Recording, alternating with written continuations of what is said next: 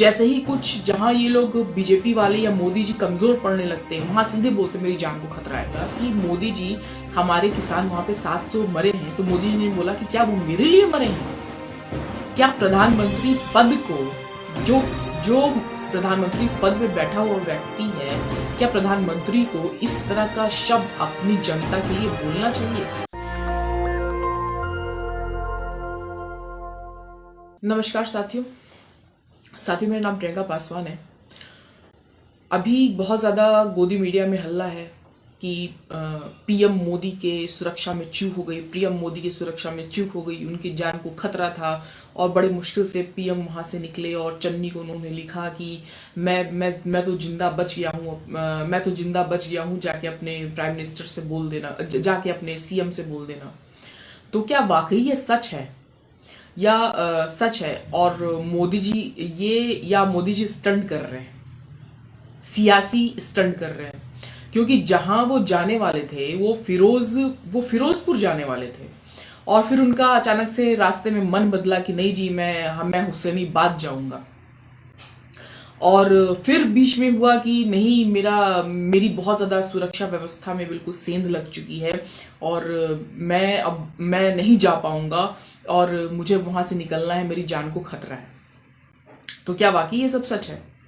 सच ये है कि वहां पे 70,000 कुर्सियां लगी हुई थी जहां पे ये पंजाब में जा रहे थे मोदी जी, और 70,000 कुर्सियां लगी हुई थी, 700 लोग तक भी वहां नहीं पहुंचे। तो उसके बाद में अब इन्होंने सोचा कि करे तो क्या करें, इज्जत कैसे बचाएं।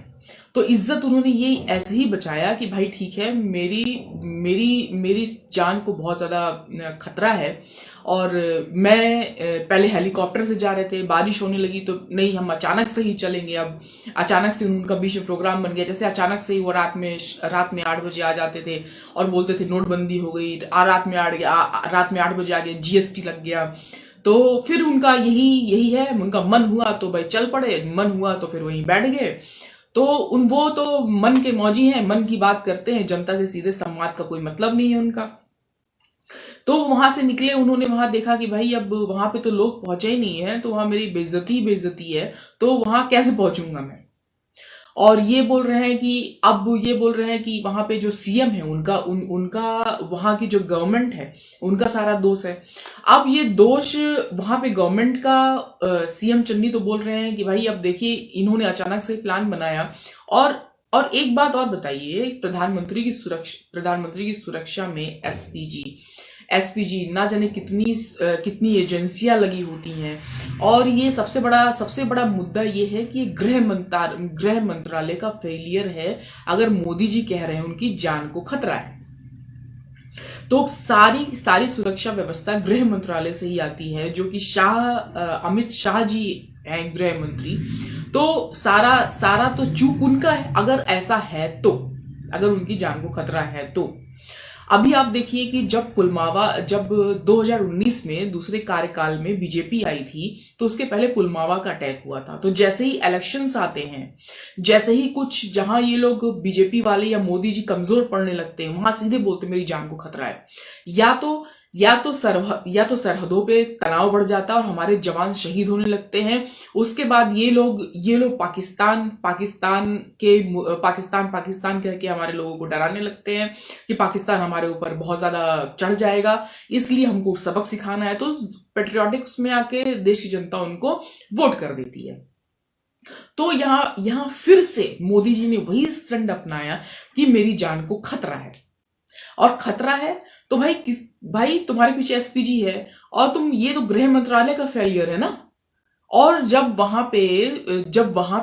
चन्नी बोल रहे हैं कि यहाँ जब अचानक से उनका मन हुआ है और एसपीजी कितनी ज्यादा वहां पे उनके तैनात रहती है, एक वहां समझ लीजिए एक ब्रिज पे खड़े होकर के इतनी सुरक्षा एजेंसियां, उनकी जान को खतरा था। और वहां पे किसान जो बैठे हुए थे 1.5 साल से, ये 15 मिनट में रो पड़े मोदी जी, इंतजार करना पड़ा। 1.5 साल से वहां किसान बैठे हुए थे, 700 किसानों की जान गई। इस पे किसान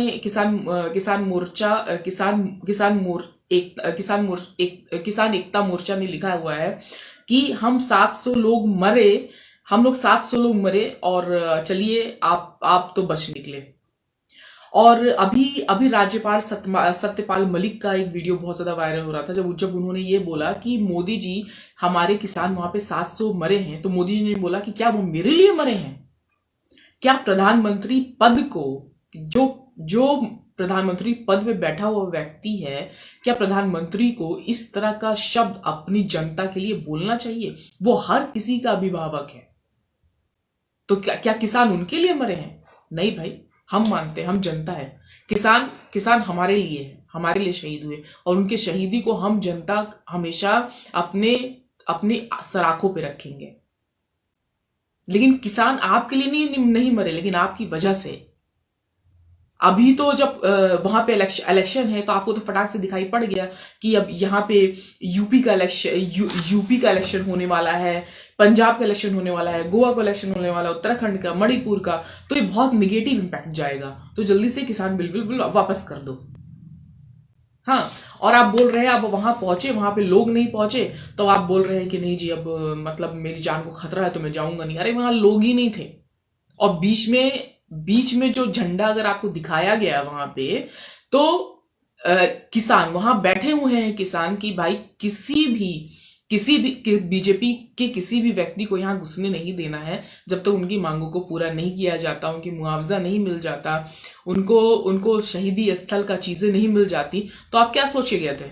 1.5 साल से तो आपने मुंह नहीं दिखाया, अब आप रैलियों पे रैलियां कर रहे हैं। तो आप तो रैली करने के लिए प्रधानमंत्री बने हैं, आप देश का काम करने के लिए, देश के लोगों के लिए तो प्रधानमंत्री नहीं बने हैं।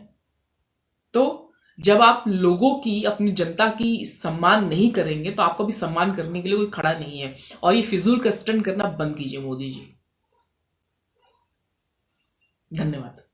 नेशनल दस्तक की आपसे गुजारिश है कि अगर इसको बचाना चाहते हैं तो नेशनल दस्तक को सब्सक्राइब करने के लिए रेड कलर के सब्सक्राइब बटन को दबाएं, फिर बेल आइकन की घंटी दबाएं। नेशनल दस्तक को बचाने के लिए बहुत जरूरी है कि हर खबर को शेयर करें, लाइक करें, कमेंट जरूर करें।